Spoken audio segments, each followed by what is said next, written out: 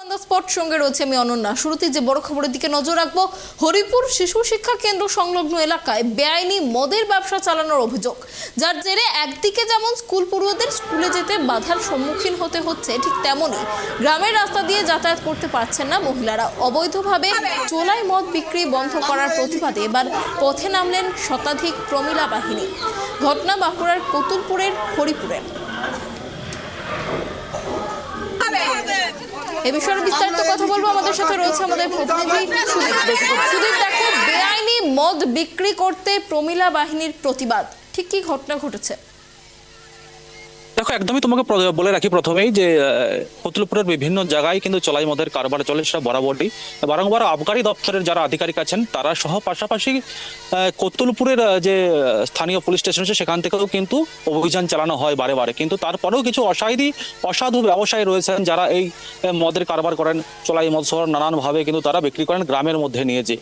আর এইটাকে কেন্দ্র করেই কিন্তু আজকের এই বিশৃঙ্খলা ছড়িয়েছিল, কেননা বাঁকুড়ার কতুলপুরের হরিপুর বলে একটি গ্রাম রয়েছে, সেখানেতে কিন্তু গ্রামের মধ্যে বেশ কয়েকজন অসাধু ব্যবসায়ী তারা চোলাই মদ সহ একাধিক কিন্তু অবৈধ যে মদ তারা কিন্তু বিক্রি করছিল, যে কারণে এর আগেতেও যে গ্রামের যারা মহিলা তারা কিন্তু বারে বারে বারণ করেছিলেন স্থানীয় যে নেতৃত্ব রয়েছেন পার্টির থেকে আরম্ভ করে গোষ্ঠীর মহিলা সহ কিন্তু পুলিশ আধিকারিককে। তারপরেই কিন্তু বন্ধ হয়ে গেছিল।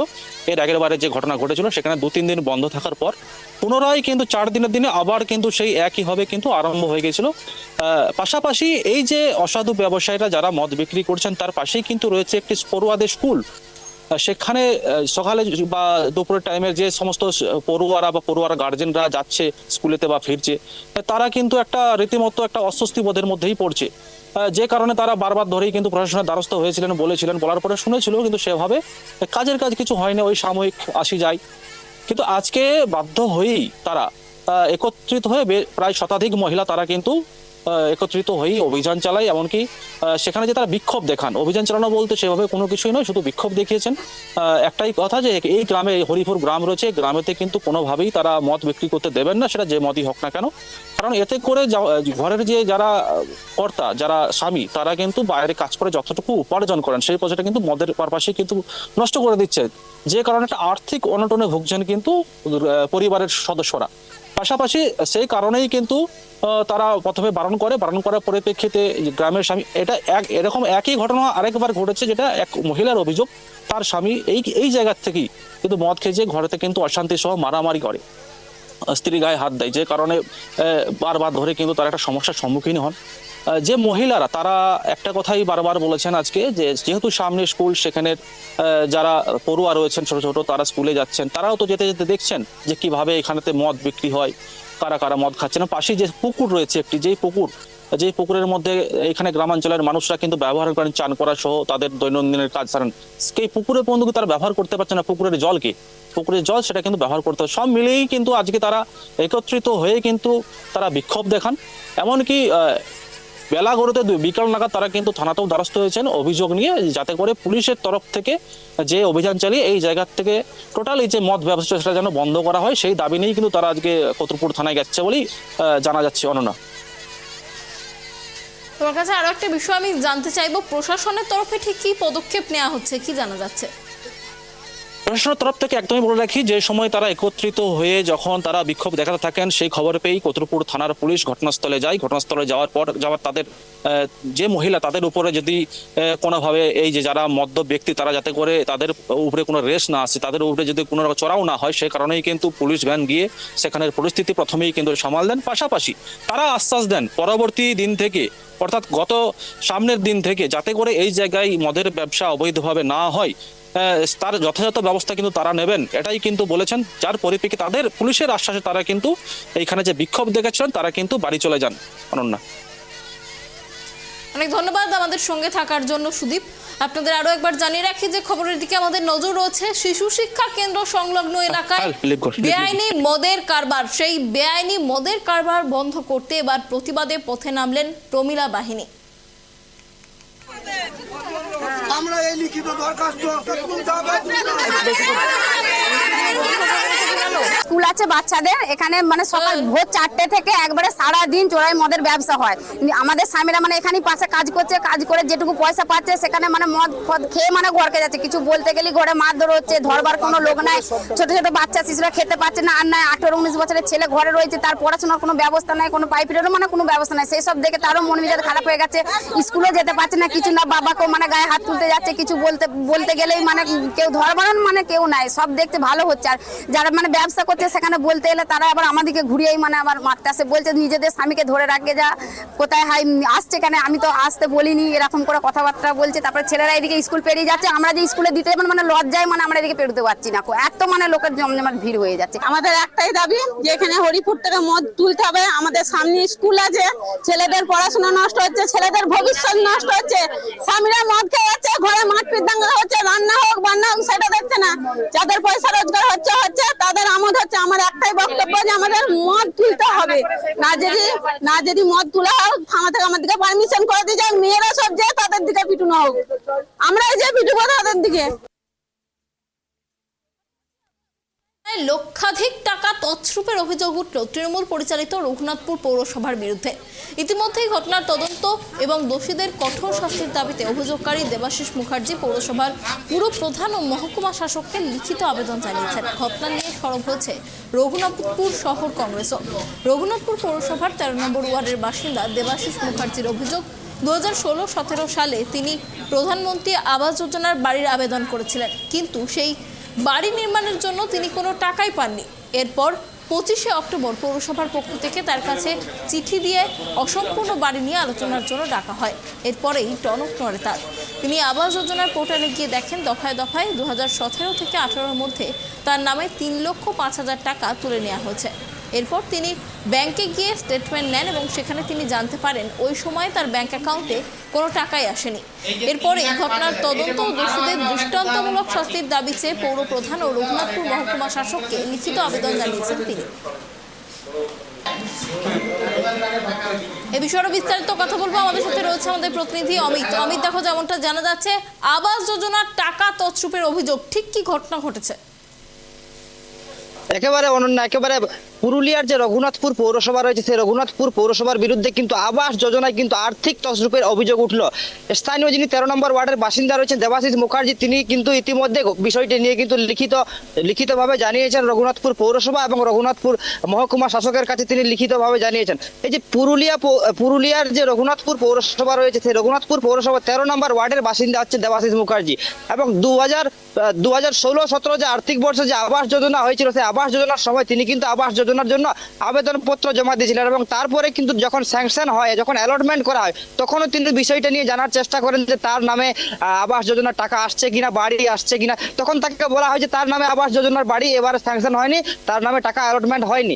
এবং পরবর্তীতে বেশ কিছুদিন আগে কিন্তু গত মাসের 25 তারিখে কিন্তু তাকে পৌরসভা থেকে নোটিশ পাঠানো হয় যে সে তার যে অসম্পূর্ণ বাড়ি রয়েছে সেই অসম্পূর্ণ বাড়ি এখনো অসম্পূর্ণ কেন রয়েছে, সম্পূর্ণ তিনি করতে পারেননি কেন, এমনই ভাবে তাকে কিন্তু এমন ভাবে তাকে কিন্তু একটা চিঠি করা হয় এবং তাকে কিন্তু পৌরসভায় ডেকে পাঠানো হয় আলোচনার জন্য। এবং পরবর্তীতে তিনি যখন পৌরসভায় যান তিনি কিন্তু বিষয়টা জানান যে তার নামে কিন্তু বা তার অ্যাকাউন্টে কোনো টাকা ঢুকেনি। তাহলে কি বিষয়টা নিয়ে তিনি যখন আবার ব্যাংক সহ বিভিন্ন জায়গায় খোঁজ খবর নেন তখন তিনি জানতে পারেন যে তার নামে নাম রয়েছে, পোর্টালে নাম রয়েছে, তার বাড়ি দেখাচ্ছে বাড়ি, এবং তার নাম করে পরপর একাধিক ধাপে কিন্তু 3,05,000 টাকা তোলা হয়। এবং তিনি দাবি করছেন যে তার অ্যাকাউন্টে কোনরূপ টাকাই আসেনি, তাহলে টাকা গেল কোথায়, এমনই অভিযোগ করে কিন্তু তিনি রঘুনাথপুর পৌরসভায় লিখিতভাবে জানিয়েছেন।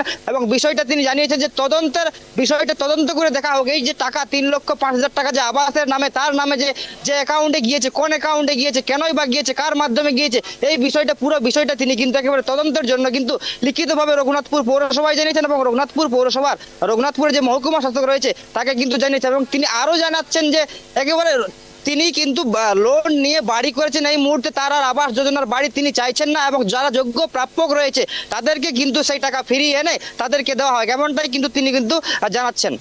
অনন্যা, তোমার কাছে আরো একটা বিষয় আমি জানতে চাইবো অমিত, যে এই যে আবাস যোজনার টাকা অন্য অ্যাকাউন্ট থেকে তুলে নেওয়া হয়েছে, এই যে বিষয়টা ঘটেছে এর সঙ্গে কারা জড়িত বা কিভাবে ঘটনাটা ঘটেছে সেই বিষয়ে কি জানা যাচ্ছে? দেখো একেবারে যারা যারা কংগ্রেসের তরফ থেকে যেমনটা অভিযোগ করা হচ্ছে যে এই আর্থিক তছরূপের সাথে কিন্তু তৃণমূল জড়িত, এবং এই যে রঘুনাথপুর পৌরসভা রয়েছে, এই রঘুনাথপুর পৌরসভা কিন্তু তৃণমূলের দখলে রয়েছে, এবং বিরোধীদের পক্ষ থেকে অভিযোগ করা হচ্ছে যে এই আর্থিক তছরূপের সাথে কিন্তু তৃণমূল সম্পূর্ণভাবে জড়িয়ে রয়েছে। যদিও যিনি পৌরপ্রধান রয়েছেন রঘুনাথপুর পৌরসভা, তিনি কিন্তু বিষয়টা খতিয়ে দেখার আশ্বাস দিয়েছে।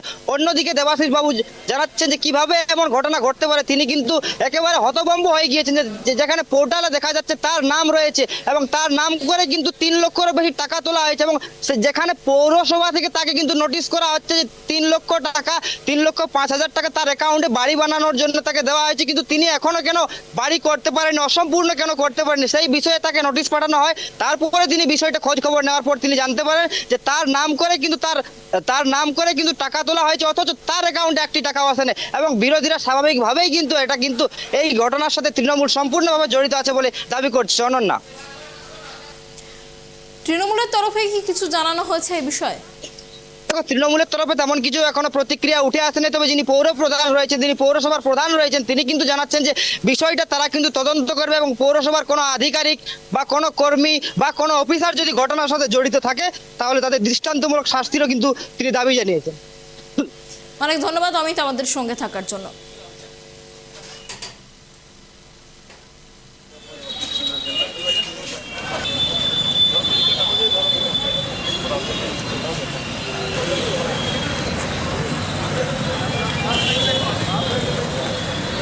প্রথম থেকে এই যে 3,05,000 এইরকম আরো আমরা অনেক উদাহরণ পাচ্ছি।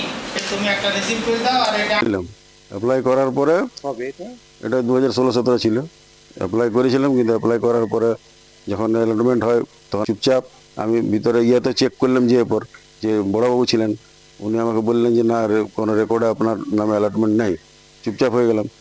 তারপরে আপনার ইদানিং একটা মিউনিসিপ্যালিটি থেকে চিঠি দিল আমাকে যে আপনি বাড়িটা সম্পূর্ণ করছেন না এখানে, সেই জন্য আপনি আসুন। আমি গেলাম, তারপরে ব্যাপারটা বললাম ওনাকে যে এমনি এমনি ব্যাপার, টাকা তো আমি 1 পয়সাও পাইনি।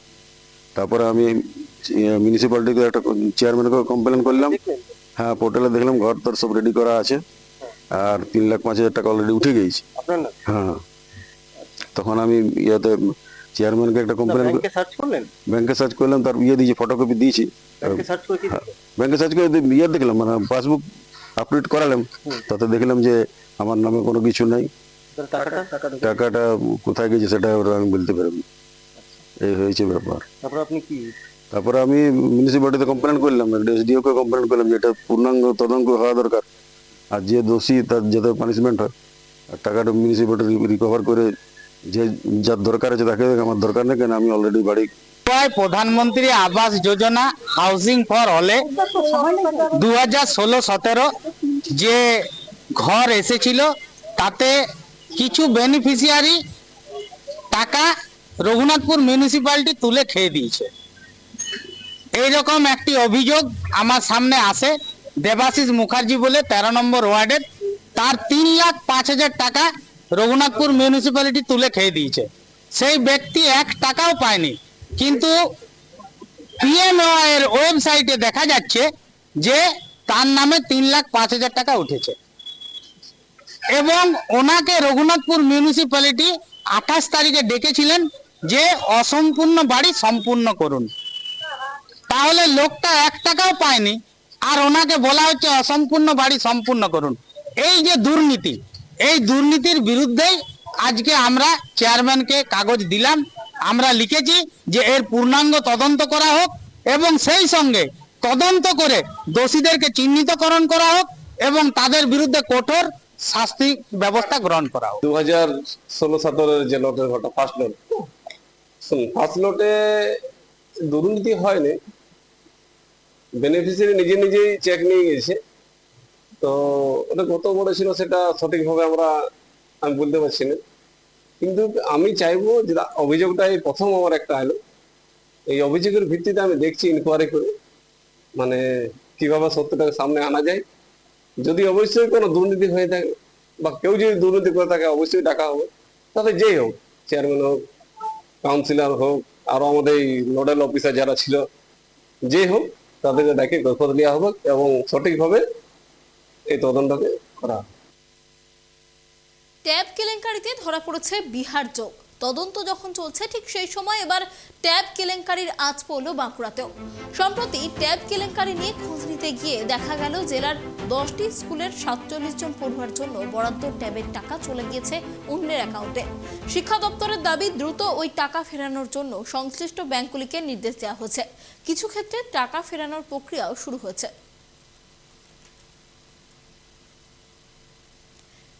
এ বিষয়ে আরো বিস্তারিত কথা বলবো, আমাদের সাথে রয়েছে আমাদের প্রতিনিধি সঞ্জীব। সঞ্জীব, দেখো এবার ট্যাব কেলেঙ্কারিতে বিহার যোগের কথা উঠে আসছে, ঠিক কি জানা যাচ্ছে? এই অনন্যা, রাজ্যে সম্প্রতি ট্যাব কেলেঙ্কারির ছবিটা কিন্তু ভয়াবহ আকারে দেখা দিয়েছে। বিভিন্ন জেলাগুলিতে কিন্তু এই ছবিটা ইতিমধ্যেই দেখা গিয়েছে এবং সেই তালিকায় নাম জুড়ল বাঁকুড়ার। বাঁকুড়ায় খোঁজ নিয়ে দেখা গিয়েছে যে 10টি স্কুলের প্রায় 47 জন পড়ুয়া রয়েছে যাদের ট্যাবের টাকা চলে গেছে অন্যের অ্যাকাউন্টে। কিভাবে সেই টাকা গেল, কার অ্যাকাউন্টে গেল, কাদের গাফিলতি, সেই প্রশ্নটাই কিন্তু এখন উঠছে। এবং এ বিষয়ে বাঁকুড়া জেলা স্কুল পরিদর্শক পীযূষ কান্তি বেরাকে আমরা যখন প্রশ্ন করি, তিনি জানান ইতিমধ্যেই এই তদন্ত প্রক্রিয়া শুরু হয়েছে এবং বেশ কয়েকজন স্কুল পড়ুয়ার টাকা ফেরত নিয়ে এসে তাদের অ্যাকাউন্টে দিয়ে দেওয়া হয়েছে বলেও জানা যাচ্ছে। যেমনটা জানতে পারা যাচ্ছে যে বাঁকুড়ার নিত্যানন্দপুর হাই স্কুলে 20 জন স্কুল পড়ুয়া রয়েছে, তাদের ট্যাবের টাকা অন্য স্কুলে গেছে। পাশাপাশি সিমলাপাল বালি মঙ্গলময়ী বিদ্যা মন্দির, সেই বিদ্যালয়ে রয়েছে প্রায় 17 জন শিক্ষক। অন্যদিকে জগৎদোল্লা ঘোড়াবাড়ি MGS বিদ্যালয়ে 2 জন পড়ুয়া রয়েছে। পাশাপাশি রয়েছে বিষ্ণুপুর KM হাই স্কুল, সেখানে 2 জন স্কুল পড়ুয়া রয়েছে এবং অন্যান্য বিদ্যালয়গুলি থেকে 1 জন করে স্কুল পড়ুয়া রয়েছে। এই মোট 47 জন স্কুল পড়ুয়া যাদের ট্যাবের টাকা অ্যাকাউন্টে না এসে অন্যের অ্যাকাউন্টে চলে গেছে এবং জানিয়ে রীতিমতো শোরগোল শুরু হয়েছে বাঁকুড়া জেলা জুড়ে। আমরা দেখেছি রাজ্যের অন্যান্য জেলাগুলিতেও এর আগে এই ছবি উঠে এসেছে। তবে শুধু এই রাজ্যে নয়, ভিন রাজ্যের ছবি ধরা পড়েছে, ভিন রাজ্যের নাম যুক্ত হয়েছে এই ট্যাব কেলেঙ্কারিতে। দেখা গেছে যে এই রাজ্যের টাকা, স্কুল পড়ুয়াদের টাকা চলে গেছে বিহারে কোনো এক অ্যাকাউন্টে এবং তা নিয়ে কিন্তু গোটা রাজ্য রাজনীতি এই মুহূর্তে সরগরম। তবে বাঁকুড়া জেলা স্কুল পরিদর্শক পীযূষ কান্তি বেরা তিনি সংবাদ মাধ্যমের মুখোমুখি হয়েছিলেন। তাদের সংবাদ মাধ্যমের প্রশ্নের উত্তরে তিনি পরিষ্কারই জানিয়েছেন ইতিমধ্যেই যাদের টাকা অন্যের অ্যাকাউন্টে চলে গেছে সেই টাকা দ্রুত কিভাবে ফেরানো যায় তার জন্য ব্যাংক কর্তৃপক্ষগুলিকে নির্দেশ দেওয়া হয়েছে। এছাড়াও বেশ কয়েকজন স্কুল পড়ুয়ার টাকা ইতিমধ্যেই ফিরিয়ে আনা সম্ভব হয়েছে বলে তিনি জানাচ্ছেন এবং দ্রুত এই সমস্যার সমাধান করা হবে। এবং এই নিয়ে কিন্তু বিরোধীরা কটাক্ষ করতে ছাড়েনি রাজ্য সরকারকে। তারা বলছেন এই রাজ্য সরকার দুর্নীতিতে ভরে গিয়েছে, রাজ্যের কোনায় কোনায় দুর্নীতিতে ভরে গেছে এবং প্রতিটা ক্ষেত্রেই রাজ্য সরকার যখনই কোনো উন্নয়নমূলক কাজ করতে যাচ্ছে সেখানেই দুর্নীতিতে ভরে যাচ্ছে। তবে স্কুল শিক্ষা দপ্তরের পরিদর্শক তিনি জানাচ্ছেন যে পোর্টালের মধ্য দিয়ে অ্যাকাউন্ট নাম্বার এবং স্কুল পড়ুয়াদের নাম নথিভুক্ত করতে হয়, সেই পোর্টালে একমাত্র নাম নথিভুক্ত করার ক্ষমতা রয়েছে সংশ্লিষ্ট বিদ্যালয় কর্তৃপক্ষের। তবে এক্ষেত্রে ভুল বিদ্যালয় কর্তৃপক্ষের থাকতে পারে বলেই তিনি মনে করছেন। তবে বাঁকুড়ার এই 47 জন পড়ুয়ার টাকা কবে ফেরত আসে, কবে তারা টাকা পান, সেই প্রশ্নটাই কিন্তু এখন উঠছে। অনন্যা, অনেক ধন্যবাদ সঞ্জীব আমাদের সঙ্গে থাকার জন্য। আপনাদের আরো একবার জানিয়ে রাখি, ট্যাব কেলেঙ্কারিতে ধরা পড়েছে বিহার যোগ, সেই তদন্ত যখন চলছে ঠিক সেই সময় এবার ট্যাব কেলেঙ্কারির আঁচ পড়ল বাঁকুড়াতেও। সম্প্রতি ট্যাব কেলেঙ্কারি নিয়ে খোঁজ নিতে গেলে দেখা যায় জেলার 10টি স্কুলের 47 জন পড়ুয়ার বরাদ্দ ট্যাবের টাকা চলে গিয়েছে অন্যের অ্যাকাউন্টে। শিক্ষা দপ্তরের দাবি, দ্রুত ওই টাকা ফেরানোর জন্য সংশ্লিষ্ট ব্যাংকগুলিকে নির্দেশ দেওয়া হয়েছে এবং কিছু ক্ষেত্রে টাকা ফেরানোর কাজও শুরু হয়েছে।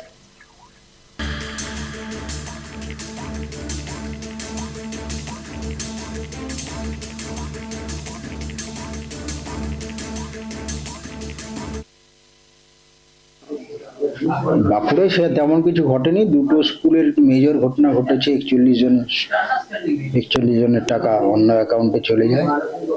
বাকি 5-6টা স্কুলের 1-2 জন করে টাকা অন্য অ্যাকাউন্টে চলে গেছে। ইতিমধ্যে আমরা ব্যাংকগুলোকে চিঠি করেছি যাতে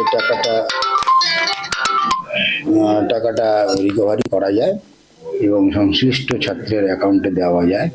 এটাতে আমরা সফলও হয়েছি। কিছু কিছু ব্যাংক অ্যাকাউন্টগুলো ফ্রিজ করে টাকাটা তুলে নিয়ে সংশ্লিষ্ট ছাত্রছাত্রীর অ্যাকাউন্টে দেওয়া শুরু করেছেন এবং আমরা আশা করছি সমস্ত যে সমস্ত টাকা এখনো হ্যাকাররা তুলে নিতে পারেনি সেগুলো সব ফিরিয়ে এনে আমরা সংশ্লিষ্ট স্টুডেন্টদের অ্যাকাউন্টে দিতে পারবো। আর যেগুলো তুলে নিয়েছে সেটা আইনত ব্যবস্থা নেওয়া হবে। ট্রাইব টিভি বাংলার খবরের জেরে নড়ে চড়ে বসলো প্রশাসন। অবশেষে শুরু হলো 1.5 কিলোমিটার বেহাল এবং ভগ্নদশা রাস্তার কাজ। দীর্ঘ 70 বছর থেকে বেহাল ও ভগ্নদশা অবস্থায় পড়েছিল রাস্তা। শিলিগুড়ি মহকুমা পরিষদের অন্তর্গত ঘোষপুকুর অঞ্চলের ডুবানুচি খালপাড়া গ্রাম। সেই গ্রামের রাস্তার সমস্যার কথা তুলে ধরেছিলাম আমরা ট্রাইব টিভি বাংলা। এরপরেই নড়ে চড়ে বসলো প্রশাসনের আধিকারিকরা। বহুবার গ্রামের মানুষ ব্লক প্রশাসন থেকে শুরু করে পঞ্চায়েত অফিসের দ্বারস্থ হলেও তাদের সমস্যার সমাধান হয়নি। অবশেষে আজ দীর্ঘ 1.5 কিলোমিটার রাস্তার কাজের উদ্বোধন করা হলো। কাজের শুভ সূচনা হওয়ার পর থেকেই আনন্দে আত্মহারা গ্রামের মানুষজন। এ বিষয়ে আরো বিস্তারিত কথা বলবো, আমাদের সাথে রয়েছে আমাদের প্রতিনিধি ঋষি। ঋষি, দেখো ট্রাইব টিভি বাংলার খবরের জেরে শুরু হলো রাস্তার কাজ। কোথাকার রাস্তা, কিভাবে কাজ শুরু হলো, বিস্তারিত জানাও। একদমই তাই অনন্য, তোমাকে জানিয়ে দিই দীর্ঘ প্রায় 70 বছর ধরে কিন্তু এই গ্রাম কিন্তু রাস্তা থেকে কিন্তু বঞ্চিত ছিল। তবে বহুবার তারা প্রশাসনের দ্বারস্থ হয়েছিল, তবে কারো কাছে কিন্তু কোনো সুরা তারা পাননি কোনোভাবে। সেই রাস্তা তৈরির উদ্যোগ কিন্তু কাউকে গ্রহণ করতে দেখা যায়নি। তোমাকে জানিয়ে দিই যে বিগত প্রায় এই রাস্তার জন্য কিন্তু বহুবার তারা ভোটের সময় যে সমস্ত রাজনৈতিক দলের নেতা কর্মীরা আসেন তারা কিন্তু যখন ভোট চাইতে আসেন তখন কিন্তু গ্রামবাসীদের একটাই কথা যে সেই গ্রামের রাস্তাটি কমপক্ষে তৈরি করে দেওয়া হোক। কারণ বর্ষার সময় এমনই পরিস্থিতি হয়, গ্রামের যে ছাত্রছাত্রীরা রয়েছে তারা ঠিকমতো স্কুলে যেতে পারে না, অন্যদিকে যারা বাইরে কাজে যান তারাও কিন্তু ঠিকমতো যেতে পারেন না। বড় বড় গর্তের মধ্যে পড়ে কিন্তু স্কুল বাচ্চাদের কিন্তু জামা কাপড়ও নষ্ট হয়ে যায়, যার ফলে কিন্তু পরবর্তীতে তারা স্কুল যেতে পারেন না। আরেকটি বিষয়, গুরুত্বপূর্ণ বিষয় তোমাকে জানিয়ে দিই যে সেই গ্রামের রাস্তা এতটাই বেহাল যে সেই গ্রামের যে মহিলা এবং যুবতী এবং পুরুষদের যে তাদের যে বিবাহর যে সম্পর্ক যেটা নতুন করে করা হবে সেই সম্পর্কও কিন্তু ভেঙে যায়। একমাত্র কারণ হচ্ছে রাস্তা। কারণ কোনো পরিবারের তরফ থেকে কিন্তু সেই গ্রামে মেয়ে দিতে চান না এবং এই গ্রামের মেয়েকে কোনো পরিবার কিন্তু বিয়ে নিয়ে যেতে চান না, কারণ শ্বশুরবাড়ি আসবেন জামাইরা, অথচ রাস্তা এতটা খারাপ। সেই জন্য কিন্তু অনেকটাই কিন্তু মন খারাপ ছিল দীর্ঘদিন ধরেই। সেই গ্রামের মানুষরা জানান যে বিয়ে দিতে এত কষ্ট, পড়াশোনা করতে এত কষ্ট, কিন্তু তাহলে আমরা চলবো কি করে। এরপরেই কিন্তু সেই গ্রামে যে ডুবানুচি খালপাড়া গ্রাম রয়েছে ঘোষপুকুর অঞ্চলে, সেই গ্রামের খবর কিন্তু আমরা তুলে ধরেছিলাম এবং তুলে ধরার পরে সেখানকার স্থানীয় বাসিন্দাদের কাছ থেকে যে সমস্ত বিষয় জানতে পেরেছি যে বহুবার তারা লিখিত মাছ পিটিশন ব্লক অফিসে দিয়েছেন, মহকুমাতে দিয়েছেন, কিন্তু কোনো সুরাই তারা পাননি। তবে তাদের রাস্তা কিন্তু বারবারই কিন্তু বাদ দিয়ে দেওয়া হয়। এরপরেই কিন্তু পঞ্চায়েত সমিতি যিনি সভাপতি রয়েছেন রিনা এক্কা, তার সাথে যখন আমরা যোগাযোগ করেছিলাম তিনি আশ্বাস দিয়েছিলেন যে তারই অঞ্চলের এই রাস্তা, বহুবার সমস্যার কথা তারা জানিয়েছিলেন উপর মহলে, কিন্তু কেন করা হয়নি সেই নিয়ে কিন্তু তিনি অনেকটাই কিন্তু মন খারাপে ছিলেন। তবে তোমাকে জানিয়ে দিই তিনি আমাদের ক্যামেরার সামনে কিন্তু আশ্বাস দিয়ে জানিয়েছিলেন গত প্রায় 2-3 মাস মধ্যেই কিন্তু এই গ্রামের রাস্তা তিনি কিন্তু করে দিবেন। কারণ পঞ্চায়েত সমিতির যে বরাদ্দ থাকার দরকার সেই রাস্তা করতে গেলে সেটা কিন্তু তাদের কাছে ছিল না। এরপরেই কিন্তু মহকুমা পরিষদ থেকে কিন্তু প্রায় 18 লক্ষ টাকা ব্যয়ে এই 1.5 কিলোমিটার রাস্তা আজ কিন্তু শুভ সূচনা করেন। তাই এই কাজ যখন শুভ সূচনা হচ্ছিল তখন কিন্তু গ্রামবাসীদের মনে অনেকটাই আনন্দ দেখা যাচ্ছিল, কারণ এত বছর পরে এই রাস্তা করা হচ্ছে মহকুমা পরিষদ থেকে। তাহলে কি এর পরবর্তীতে গ্রামের মেয়েরা এবং যে যুবকরা রয়েছে তাদের কি বিবাহ দেওয়া সম্ভব হবে এই রাস্তা তৈরির পরেই? তাই কিন্তু তারা কিন্তু অনেকটাই আত্মহারা হয়ে পড়েন। তবে আগামী কাল থেকে কিন্তু কাজ শুরু হবে। আজ যখন এই কাজের সূচনা করেন রিনা এক্কা, নারকেল ফাটিয়ে কিন্তু শুভ সূচনা করেন। অন্যদিকে আমরা যে এই খবর তুলে ধরেছিলাম প্রশাসনের কাছে পৌঁছে দিয়েছিলাম এবং প্রশাসন যে উদ্যোগ গ্রহণ করে যে এই রাস্তা তৈরি করে দিচ্ছে তাতেও কিন্তু ট্রাইব টিভি বাংলা এবং পাশাপাশি ট্রাইব টিভিকে কিন্তু অনেকটাই ধন্যবাদ জানিয়েছেন এলাকাবাসীরা। তবে অনেকটাই আনন্দে আত্মহারা কিন্তু রয়েছে, যেটা আমাদের চোখে পড়েছে আজ এই কাজ শুভ সূচনা হওয়ার সময়। অনেক ধন্যবাদ ঋষি আমাদের সঙ্গে থাকার জন্য।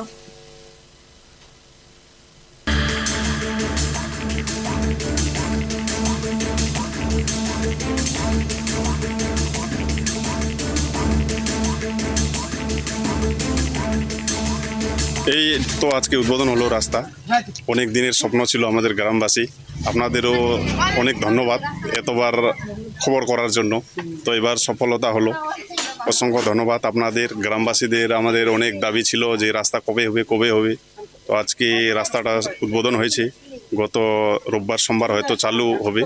তো আমরা অনেক খুশি, আনন্দ। না, এর জন্য অসংখ্য ধন্যবাদ। সর্বপ্রথম আমি ধন্যবাদ জানাবো আপনাদের মিডিয়া বন্ধুদের, বিশেষ করে ধন্যবাদ জানাবো ট্রাইব টিভিকে, বিশেষ করে ধন্যবাদ জানাবো আমার সাংবাদিক বন্ধুকে, যে আজকে এদের অনেক প্রচেষ্টা, এদের অনেকবার আমাদের এখানে আসছিল। হ্যাঁ, আপনারা আমাদের সমস্যা তুলে ধরে নিয়ে গেছেন।